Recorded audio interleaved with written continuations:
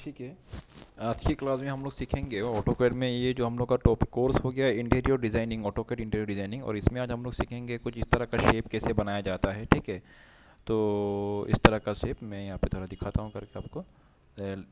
Shape kind, this kind of shape, इस तरह का शेप अगर बनाना है तो कैसे बनाएंगे हम लोग। ठीक है, सो चलो शुरू करते हैं।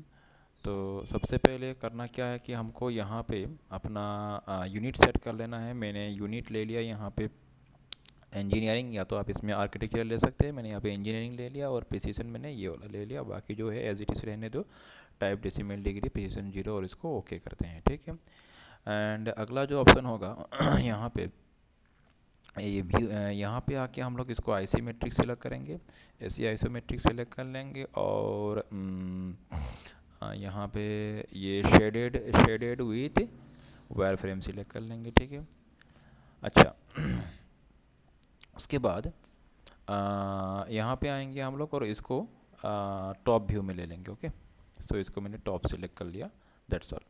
Now so let's start. सबसे पहले हम लोग इसका ये जो है इसका ये वाला पार्ट ड्रॉ करते हैं। तो इसके लिए मैं यहाँ पे एक रेक्टेंगल ले लेता हूँ यहाँ पे। सो रेक्टेंगल या तो यह टाइप कर दीजिए आप रेक्टेंगल। मैं रेक्टेंगल ड्रॉ करता हूँ यहाँ पे एक, जो कि होगा आपका 1 फीट बाय, मैंने 1 फीट बाय 1 फीट का एक रेक्टेंगल यहाँ पे मैंने ड्रॉ कर लिया। ठीक है, उसके बाद इसको हम लोग क्या करेंगे, प्रेस पुल की मदद से इसका हाइट प्रोवाइड करेंगे। तो प्रेस पुल सेलेक्ट करता हूँ और इसको मैं 1 फीट का या तो 6 इंच का दे सकते हो, मैंने 1 फीट का एक हाइट प्रोवाइड कर दिया इसको। ठीक है, नेक्स्ट अगला क्या होगा, इसको हम लोग ओनली वायर फ्रेम व्यू में इसको व्यू करते हैं, 2D वायर फ्रेम में। एंड 2D वायर फ्रेम में व्यू आ रहा है इसका। अच्छा एंड उसके बाद यहाँ पे एक काम करेंगे हम लोग, थोड़ा सा यहाँ पे जाके एक सर्कल ड्रॉ कर लेंगे। सर्कल क्यों ड्रॉ करेंगे, हम लोग नेक्स्ट ऑब्जेक्टिव ये होगा कि हम लोग को कुछ इस तरह से ये जो शेप है, इस शेप को बनाने के लिए यहाँ पे एक सर्कल का बनना जरूरी है। तो मैं यहाँ पे एक सर्कल बना लेता हूँ। ये मैंने सर्कल सेलेक्ट कर लिया और इसका सेंटर पॉइंट से मुझे एक सर्कल ड्रॉ करना है। तो मैं यहाँ पे सेंटर पॉइंट से इसका एक सर्कल, इसका मिड पॉइंट तक प्रेस करता हूँ तो सर्कल ड्रॉ हो जाएगा, ये वाला सर्कल जो है। ठीक है, अगला स्टेप जो है, हमको यहाँ पे एक तरह सा इस तरह से एक शेप बनाना है। तो उस शेप को बनाने के लिए करना क्या पड़ेगा, यहाँ पे मैं एक लाइन लेता हूँ और लाइन लेने के बाद यहाँ से इस लाइन को यहाँ तक मैं खींच लेता हूँ पहले, और उसके बाद इस लाइन का, ये जो लाइन है, इस लाइन का बाकी जो पार्ट है उसको मैं इरेज कर दूँगा। मैंने जो अननेसेसरी पार्ट है मैंने इसको इरेज करना है मुझे। तो इरेज करने के लिए तो मैं यहाँ पे ट्रिम कर देता हूँ। ठीक है, ट्रिम करके इसका जो अननेसेसरी पार्ट से ये मुझे पार्ट चाहिए नहीं, मैं इसको ट्रिम करता हूँ। ट्रिम करने के बाद अगला स्टेप क्या होगा, मुझे इसी लाइन का ही मुझे यहाँ पे और एक कॉपी बनाना है वर्टिकल मोड में और रोटेट करके उसको। तो उसके लिए पहले एक काम करूँगा, मैं अपना एक्सिस सेट कर लूँगा 3 पॉइंट, ये वाला मैं इसको सिलेक्ट कर लूँगा। इसका मैं ओरिजिन पॉइंट इसको रखूँगा, एक्स एक्सिस में ये वाला डायरेक्शन में सिलेक्ट करूँगा और वाई एक्सिस में ये वाला मैं डायरेक्शन सिलेक्ट कर लूँगा। यहाँ तक मैंने ये सिलेक्ट कर लिया। ठीक है, तो एक्सिस मैंने सिलेक्ट कर लिया और व्यू यहाँ से जो मैं इसका मैं व्यू अगर मुझे लेना है तो मैं उसी में, कोई बात नहीं, मैं टॉप व्यू में रहता हूँ अभी फ़िलहाल। एंड अगला जो स्टेप है, फिर से भी एक बार इसका एक्सिस सिलेक्ट कर लेता हूँ। यहाँ पे होगा एक्स एक्सिस में इधर से यहाँ तक इस पॉइंट तक ले रहा हूँ और वाई एक्सिस मैंने ये वाला ले, तो मेरा ये एक्सिस यहाँ पे सेट हो चुका है क्योंकि मुझे इसी डायरेक्शन पे अभी इसको करना है। तो मैं यहाँ पे करूँगा क्या, इसको रोटेट करके इसको कॉपी करूँगा। तो पहले करता हूँ मैं रोटेट के लिए कमांड है रोटेट टाइप करता हूँ और यहाँ पे इसको ऑब्जेक्ट को सिलेक्ट करता हूँ जिसको मुझे रोटेट करना है, एंटर। और उसके बाद मैं बेस पॉइंट सिलेक्ट करूँगा ये, और उसके बाद मैं यहाँ पे कॉपी सिलेक्ट करूँगा और इसी डायरेक्शन पे मैं इसका एक सॉरी मैं फिर से एक बार रिपीट करता हूँ, रोटेट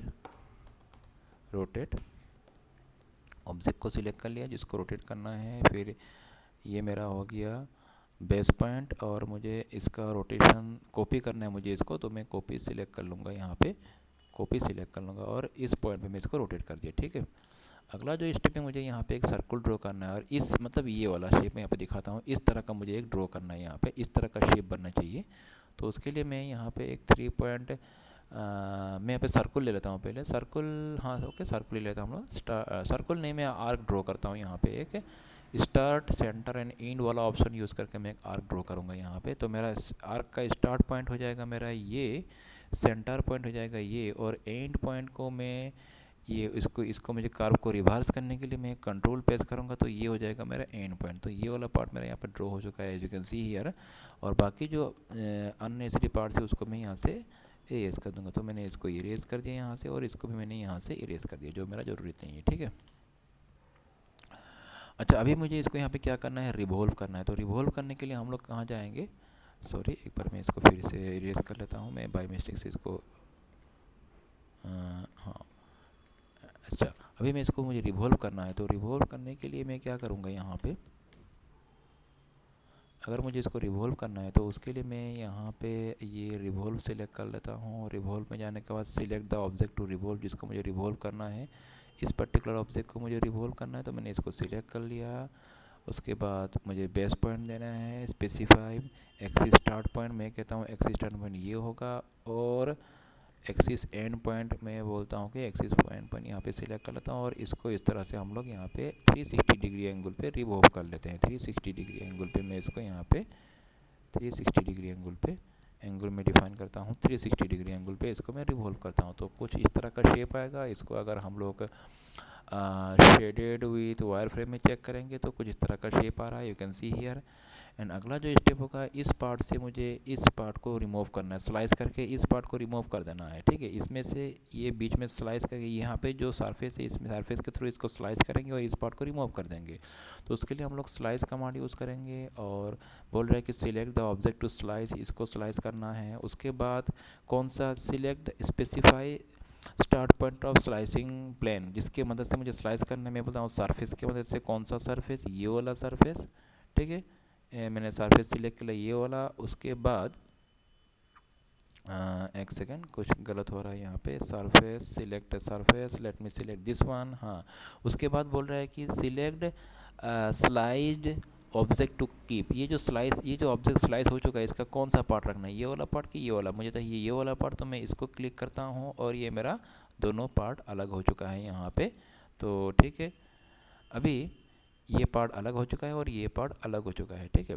तो इसमें से मुझे करना क्या है, वो सेपरेट तो हो चुका है, मुझे अभी ये जो स्लाइस है, ये जो सरफेस है, सरफेस को भी यहाँ से रिमूव कर देना है। तो सरफेस को रिमूव करने के लिए अगर तुम देख सकते हो, ये देखो, ये कुछ इस तरह का सरफेस बना हुआ है यहाँ पे, जो कि मुझे चाहिए नहीं। मुझे सरफेस को मुझे यहाँ पे रिमूव करना है, यहाँ से इरेज करना है। तो इरेज कर दूँगा, स्लाइस तो हो चुका है। एंड इरेज कमांड लगा के मैं यहाँ पे इस सरफेस को भी इरेज करता हूँ, ठीक है। तो सरफेस इरेज हो चुका है। बाकी जो रिमेनिंग पार्ट्स है वो सब के भी हम लोग यहाँ पे, जो अननेसेसरी पार्ट्स अभी रह चुका है उसको भी डिलीट कर देंगे। जैसे यहाँ पे ये जो अननेसेसरी पार्ट्स हैं इनको हम लोग, इन सब को हम लोग डिलीट कर देंगे, ठीक है। इसको भी मैंने डिलीट कर दिया। और इसमें से अगर हम लोग शेडेड विथ, इसको हटा के ओनली शेडेड सेलेक्ट करेंगे तो आपके पास उस तरह का एग्जैक्टली लुक्स आ जाएगा। और जो यहाँ रिमेनिंग पार्ट्स है इसको भी हम लोग यहाँ से हटाना है। तो मैं इसको मूव सेलेक्ट करता हूँ, इसको किसी भी पॉइंट से मूव करके यहाँ पे लेके आया, और बाकी जो यहाँ पे रिमेनिंग पार्ट्स रह गया इसको मैं इस तरह से यहाँ पे क्लिक करके मैं यहाँ पे क्लिक कर दिया। तो यहाँ पे देखो, इस तरह से एग्जैक्टली हम लोगों ने यहाँ पे उसी हिसाब से जो मैंने पहले तुमको दिखाया था उसी हिसाब से मैंने एक शेप बना के दिखा दिया।